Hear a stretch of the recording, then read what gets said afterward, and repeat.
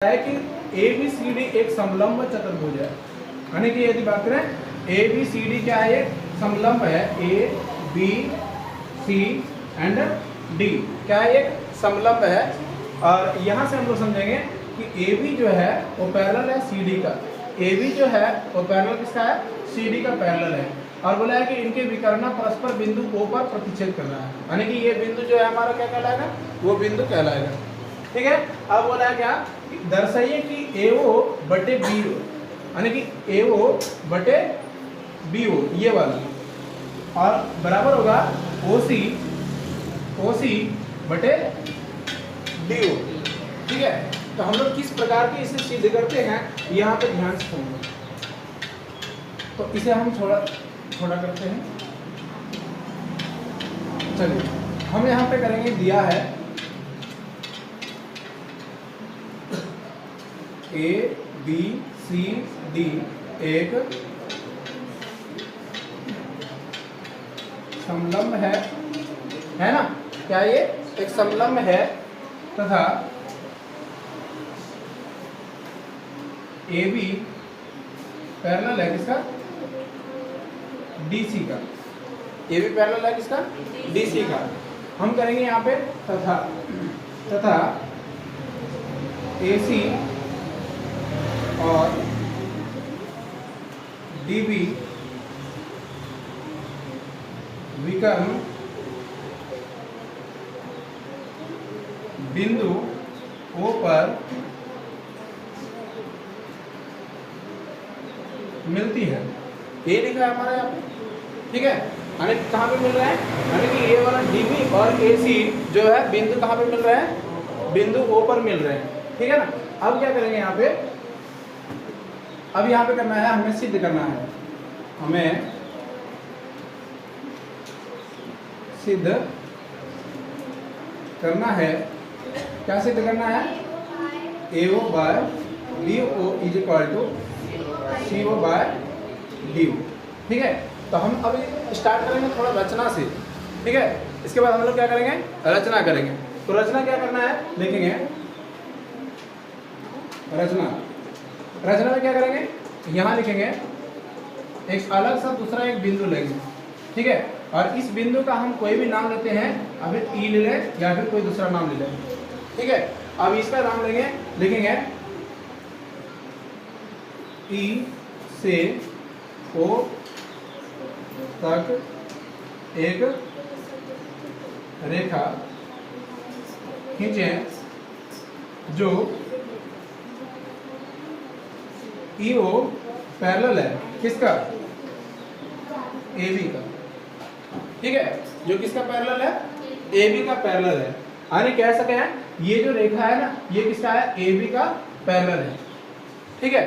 अब इस आधार पे हम चाहें तो ए बी का पैरेलल और इसके साथ साथ हम लोग इसको इसके पे पैरेलल लिख सकते हैं, किसके, डी सी का, क्योंकि ए दोनों तो पहले से पैरेलल है, ए बी पैरेलल तो पहले से सी डी है ना। तो हम लोग लिख सकते हैं यहाँ पे इसका पैरेलल क्या है, सी डी। ठीक है। अब यहाँ से बात स्टार्ट करते हैं यहाँ के बारे में आगे। तो हम लोग समझेंगे यहाँ पे त्रिभुज ए बी डी सी लेंगे, त्रिभुज ए बी डी सी। तो यहाँ पे कौन सा हो जाएगा, यहाँ पे लिखेंगे सर ई ओ जो पैरेलल होगा वो ए बी का होगा। क्लियर है। तो यहाँ पे यदि पैरेलल है तो हम लोग लिखेंगे ए ई बटे ई डी। अरे यहाँ पे एक जरा हम लोग समझेंगे, यहाँ पे इसको ऐसे ही त्रिभुज है ना, हम बिल्कुल त्रिभुज के रूप में बना के देखते हैं ताकि समझ में आ जाए। ऐसे है और इसका नाम ले लेते हैं, यहाँ पे डी है, ए है और बी है। ठीक है। तो हम लोग यहाँ से यहाँ तक लेंगे, ये ई है और ये ओ है। यानी कि त्रिभुज थोड़ा सा पलटा हुआ है, उल्टा है ना, लेकिन है वो ई पहले वाला त्रिभुज, समझे कि नहीं, केवल ये उल्टा हुआ है। तो हम लोग क्या करेंगे, इधर से लेंगे, हम यहाँ पर थोड़ा सा गड़बड़ लिखे हैं, इधर से लिखेंगे डी ई बटे ए ई बराबर क्या हो जाएगा, डी ओ बटे BO लिख सकते हैं ऐसा, कोई दिक्कत? हम इक्वेशन नंबर 1 लिख देंगे, ठीक है।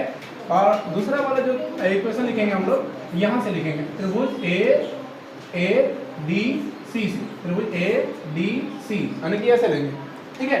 और दूसरा वाला त्रिभुज हम लोग लेते हैं यहाँ पे, तथा त्रिभुज ADC है ना, C से, और यहाँ पे देखेंगे क्या EO जो है, EO जो है पैरेलल हो जाएगा किसके बराबर? एक बार बता देना, सभी को समझ में आ रहा है कि नहीं आ रहा है? Yes sir. आ रहा है। अब यहाँ पे क्या करेंगे, यहाँ पे हम इसे थोड़ा छोटा करने का प्रयास करते हैं क्योंकि ये ज़्यादा बड़ा हो जाएगा, दिखेगा नहीं। तो ये भी यहाँ का ये वाला त्रिभुज को लेंगे, तो इस त्रिभुज को हम दूसरा काट के निकालते हैं, यहाँ पे कुछ इस प्रकार से निकल के आएगा, ठीक है। और जब हम लोग यहाँ पे निकालेंगे त्रिभुज तो ये हमारा पैरेलल कहलाएगा, समझे। तो ये हमारा क्या है, यहाँ पे A है, यहाँ पे क्या है D है, यहाँ पे क्या है C है, और ये E और ये O। आ रहा समझ में? अब क्या कर रहे हैं यहाँ पे, ये वाला इसके बराबर हो जाएगा यानी बट्टे के अनुपात में, तो लिखेंगे AE बाय ED बराबर क्या हो जाएगा, AO बटे OC, समीकरण नंबर 2।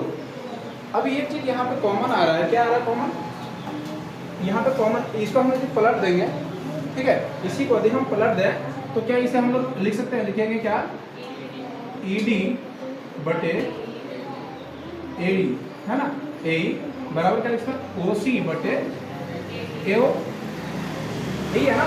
तो हम इसे यहाँ पे समीकरण 2 ना लिख के हम समीकरण 2 यहाँ लिखते हैं, तो देख रहे ये दोनों क्या है, यहाँ पे इक्वल आ जाएगा, है ना, क्योंकि यहाँ पे DE बटे AE है, यहाँ पे DE बटे AE है, दोनों इक्वल आ रहा है। तो हम लिखेंगे समीकरण 1 और समीकरण 2 से, समीकरण 1 और समीकरण 2 से क्या लिख रहे हैं, 1 तथा समीकरण 2 से। तो समीकरण 1 और समीकरण 2 में यदि देखेंगे तो जरा DO बटे BO बराबर क्या हो जाएगा OC बटे AO। क्लियर है? क्या हमें यही सिद्ध करना है? नहीं, हमें सिद्ध करने में कुछ अलग दिया है। तो हम क्या करेंगे, यहाँ पे थोड़ा सा परिवर्तन करेंगे, क्या इसको क्रॉस मल्टीप्लाई कर देंगे, ठीक है, इसको क्रॉस मल्टीप्लाई कर देंगे, ये वाला यहाँ ले जाएगा तो ये वाला यहाँ आ जाएगा, ठीक है। तो यहाँ पे जैसे ही लेके गए तो यहाँ पे आ जाएगा AO बटे BO बराबर OC बटे DO, और ये दिया है हमें प्रूफ करने के लिए। आया समझ में? किसी को दिक्कत? किस बात से हंसी है?